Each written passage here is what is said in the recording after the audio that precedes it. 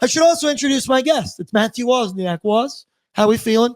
What'd you think about the end of that hockey game? Pure pandemonium. What did the guy on Instagram say? So we got some comments on Instagram, obviously, and when moments like this happen, it kind of gets the best out of ourselves, I would say. It makes us feel emotional. And this guy said, Connor should have hit him harder. Make the suspension worth it. It's hockey. He did the right fucking thing. Got me feeling nicey. Like, hey, man, like somebody mentioned there in the chat, that was like a beer league hockey game. That ended into a beer league game. That was very beer league-esque, right? And I hate to say it, the game overall, right, that one kind of felt deserved. The boys started slow. It's been an incredible problem for the last 2 weeks. They started sloppy. They left Stuart Skinner out to dry. And it baffles me about some people online that can find any reason to blame Stuart Skinner. Those 3 goals against him, while all in the first period, I think you could probably blame the team in front of him just as much, if not more, than Stuart Skinner. The Oil, they do their best to make it competitive. They make it interesting. The final 10 minutes of that hockey game, it really looked like a team that was on the end of a road trip, and whatever the last 8 games, every single one of them has had travel. And then absolute chaos erupts. McDavid gets tackled by Conor Garland in the offensive zone. Goes on for what felt like 15, 20 seconds. Shut up, Brett. He's got it right here. So it goes down. Connor's also laying on top of him. So you got to be real here, people, about Connor. He's giving him a shot. They're going at it. Continues to go on. Garland's now shoving him down. The fact they didn't just take both of them at this point was nuts. And then Connor McDavid clearly had enough, and he said, fuck it, to Conor Garland. Side of his head, delivers him a 2-handed shot. Pretty vicious. Definition of dirty. We got to take off our Edmonton Oilers goggles for just a minute. Shit hits the fan. And then even furthermore, Tyler Myers in the back, commentators were saying, I didn't even notice that one went down, as Tyler Myers delivers a shot to Evan Bouchard as well. We were screaming, drop the gloves, but then yelling, don't drop the gloves, Leon. You're having such a good season. Don't derail it in a fight. He would have dummied Conor Garland, that little boy out there. But you see this angle from Connor. This is nasty. That's dirty. I mean, and Garland does duck a little bit. He's also a shorter fellow, but through and through that is a dirty play from 97. And a reminder, couple games ago against the Minnesota Wild, he had that little chicken wing elbow as well. Didn't get fined for that one. Was a big topic in the media and line on X, the everything app. But was initial ones just the McDavid shot and this whole Garland scuffle. Where'd you come out on it? I mean, I'm going to say that McDavid's likely going to get suspension. I don't know if it's 1 or 2 games. Definitely we're not going to see McDavid versus Ovi on Tuesday night, but that's okay. I really hope he's back for the game on Thursday in Edmonton. That's going to be incredible. I kind of like when things like this happen. It's good entertainment for us, at least. You know, you don't want to wish injury on anyone, but it is fun to watch. I'm sorry, you get into it, especially if you're a fan of one of these teams. It's kind of why I enjoy watching hockey. Am I taking the world's longest drink of water right now for everybody else? Chug, chug, chug, chug, chug, chug. We'll get that back up. I didn't notice that. I didn't know what's going on. I looked at my own self and was like, wait, am I still drinking right now? What's going on? There's the shot of Connor McDavid. And this one is a little nasty, but I said, you see the duck in there, but I think a lot of people would agree that one is more than likely going to be suspension worthy.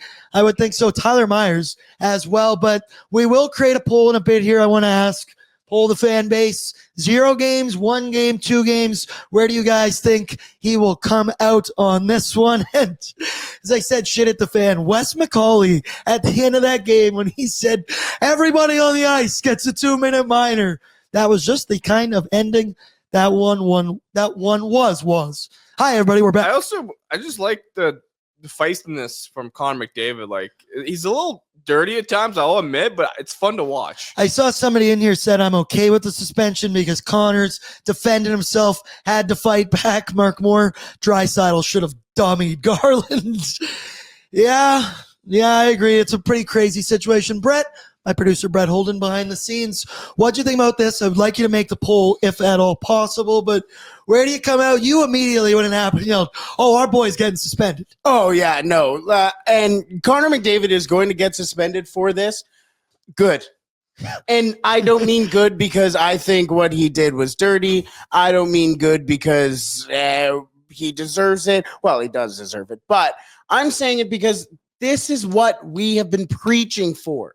This is the type of response that we have been wanting the Edmonton Oilers to have all year, especially when they came out soft at the start of the season. Nobody else was doing it. Connor was getting beaten up. Leon was getting beaten up. At the start of the game, you and I were sitting there going, wow, Leon's really getting stepped on all over in this game.